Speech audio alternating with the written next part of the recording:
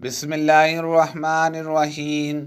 میں ابن عباس رضی اللہ عنہما اور لوگوں کے درمیان ترجمانی کے فرائض انجام دیتا تھا۔ ایک مرتبہ ابن عباس رضی اللہ عنہما نے کہا کہ قبیلہ عبد القیس کا وفد رسول اللہ صلی اللہ علیہ وسلم کی خدمت میں آیا۔ آپ صلی اللہ علیہ وسلم نے دریافت فرمایا کہ کون سا وفد ہے یا یہ کون لوگ ہیں؟ انہوں نے کہا کہ ربیہ خاندان کے لوگ ہیں۔ آپ صلی اللہ علیہ وسلم نے فرمایا کہ مبارک ہو قوم کو آنا، یا مبارک ہو اس وفد کو جو کبھی نہ رسوا ہو نہ شرمندہ ہو۔